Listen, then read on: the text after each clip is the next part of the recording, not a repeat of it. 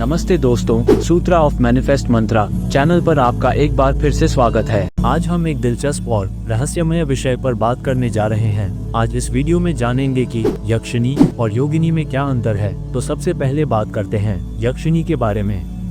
यक्षिणियाँ हिंदू, जैन और बौद्ध पौराणिक कथाओं में अद्भुत स्त्री देवियाँ हैं जो विशेष रूप से धन, समृद्धि और भौतिक सुख प्रदान करने वाली मानी जाती हैं। यक्षिणी का संबंध यक्ष से होता है जो प्राकृतिक शक्तियों के देवता होते हैं। यक्षिणी की पूजा खासकर जंगलों, नदियों, पहाड़ों जैसे प्राकृतिक स्थानों पर की जाती है। ये देवी प्राचीन संस्कृत साहित्य और पुराणों में प्रकट होती है। यक्षिणी का रूप सुंदर, मोहक और आकर्षक होता है और इन्हें अक्सर वैभव और समृद्धि की देवी माना जाता है। अब बात करते हैं योगिनी की। योगिनी एक ऐसी देवी होती है जो योग की साधना से जुड़ी होती है। इन्हें विशेष रूप से तांत्रिक परंपराओं में पूजा जाता है। योगिनी शब्द का संबंध योग से है, यानी वो शक्तियाँ जो योग के माध्यम से आत्मा को उच्चतम स्तर तक पहुँचाती हैं। योगिनी का रूप भी अक्सर भयावह और रहस्यमय होता है।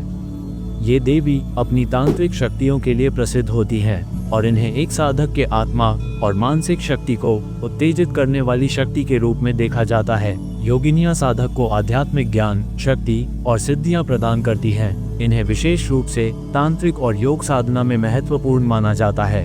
यक्षिणियों का प्रमुख उद्देश्य साधक की भौतिक इच्छाओं को पूरा करना होता है, जैसे धन प्राप्ति, समृद्धि, वैभव और सुख शांति। ये अधिकतर सांसारिक और भौतिक लाभों से संबंधित हैं और योगिनियाँ साधक को उच्च आध्यात्मिक मार्ग पर ले जाती हैं और उसे गूढ़ तंत्र साधनाओं और योग सिद्धियों में सहायता करती हैं। योगिनियाँ आत्मज्ञान, ध्यान और अंतर्ज्ञान की शक्ति साधक को देने का काम करती हैं।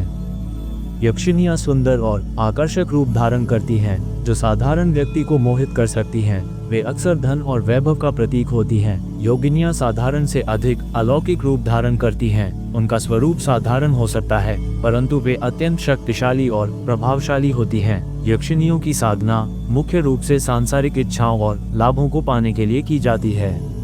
यक्षिणियों की साधना आसान मानी जाती है और साधक को जल्द परिणाम देती है। योगिनी साधना तंत्र मार्ग में कठिन मानी जाती है। ये साधक की मानसिक और आध्यात्मिक क्षमता को परखती है। योगिनी साधना से साधक को उच्चतर सिद्धियां और शक्तियां मिलती हैं। यक्षिणियों से जुड़ी कथाएं मुख्य रूप से धन की देवी लक्ष्मी, अलकापुरी और कुबेर की कहानियों में मिलती हैं। उन्हें कई जगहों पर धन और वैभव की रक्षक माना जाता है।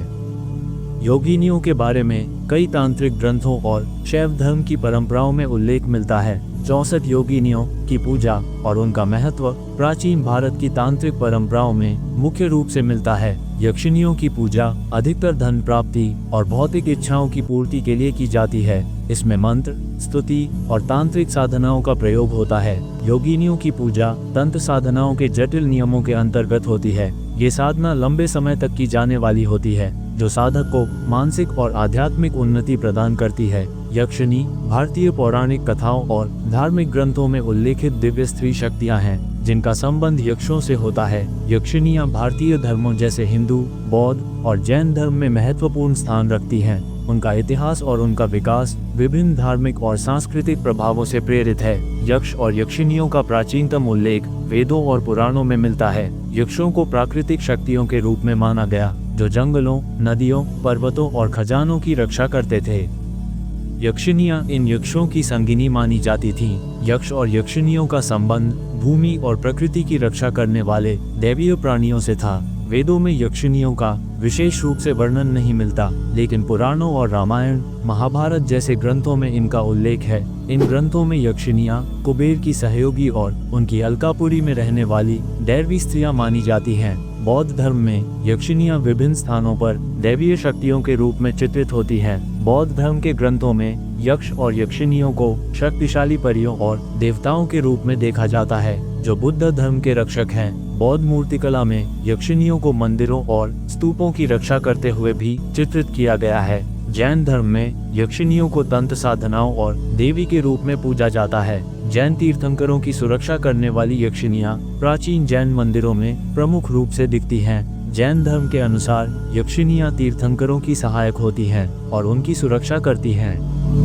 प्राचीन भारतीय कला और मूर्तिकला में यक्षिणियों को अत्यंत सुंदर और आकर्षक रूप में चित्रित किया गया है। मौर्य काल में यक्षिणियों की मूर्तियों का प्रमुख रूप से निर्माण हुआ। सांची स्तूप भरहुत स्तूप और मथुरा की कला में यक्षिनियों की मूर्तियां प्रमुख रूप से देखी जा सकती हैं। ये मूर्तियां न केवल धार्मिक महत्व रखती हैं, बल्कि इन्हें सुंदरता और शारीरिक आकर्षण का प्रतीक भी माना जाता है। मौर्य काल में पाई गई यक्षिनी मूर्तियां जैसे दीदारगंज यक्षिनी भारतीय मूर्तिकला की उत्कृष्ट कृतियां मानी जाती हैं। ये मूर्तियां यक्षिनियों की भव्यता और सौंदर्य का उदाहरण हैं।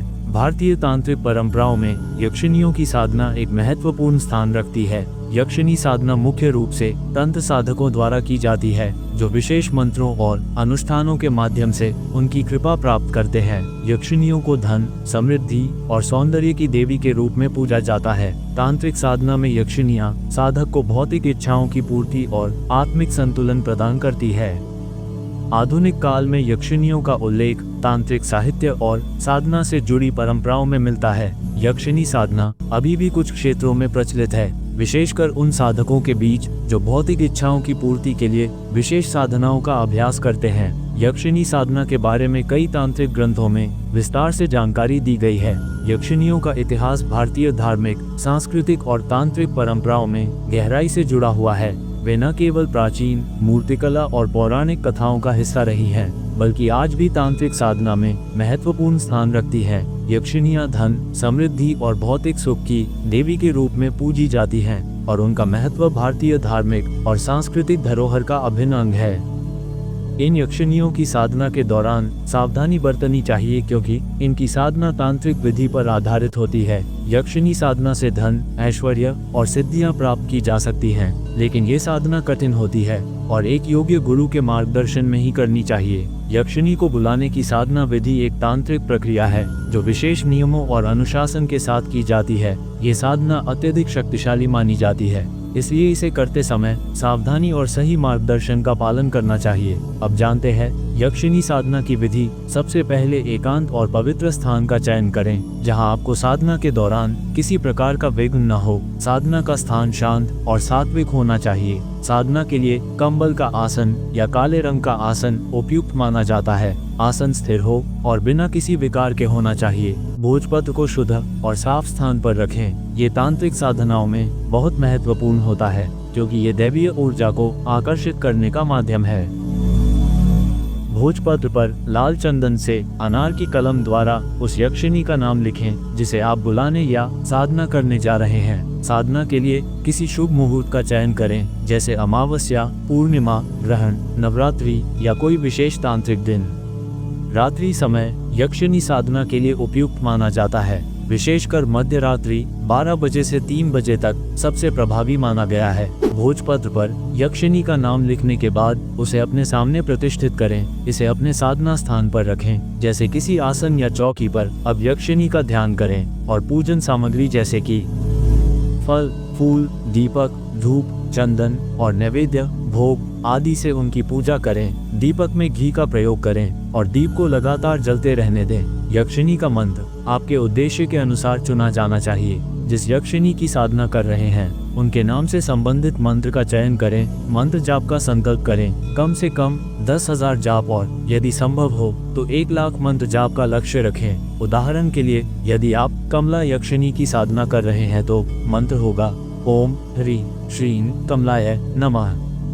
मंत्र का जाप करते समय मानसिक रूप से यक्षिनी का ध्यान करें और यह विश्वास रखें कि वे आपकी साधना को स्वीकार कर रही हैं। साधना के दौरान पूर्ण आसन की पवित्रता और नियमों का पालन करें। साधना के समय मानसिक और शारीरिक शुद्धता का विशेष ध्यान रखें। इस साधना में ब्रह्मचर्य का पालन अनिवार्य है। साधना के दौरान किसी भी प्रकार का नकारात्मक विचार मन में न लाएं, बल्कि साधना को पूर्ण समर्पण के साथ करें। जब आपने अपने निर्धारित जाप की संख्या पूरी कर ली हो तो अंत में यक्षिनी को धन्यवाद दें और उनसे प्रार्थना करें कि वे आपकी इच्छा को पूर्ण करें। इसके बाद यक्षिनी को विदा करने की विधि का पालन करें, जो साधना की समाप्ति का संकेत होता है। यह विदाई विधि अत्यंत महत्वपूर्ण है, क्योंकि बिना उचित विदाई के साधना अधूरी मानी जाती है और इसके दुष्परिणाम भी हो सकते हैं।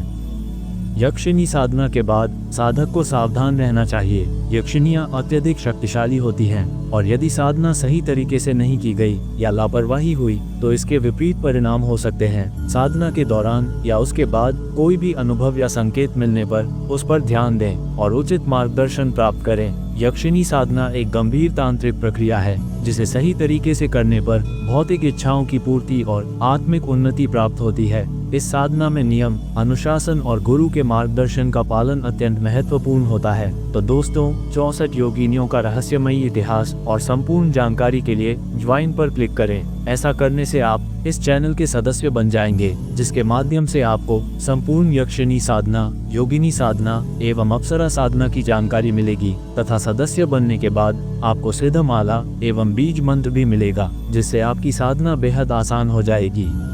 तो दोस्तों, अगर आपको वीडियो पसंद आया तो लाइक और सब्सक्राइब करना ना भूलें। धन्यवाद।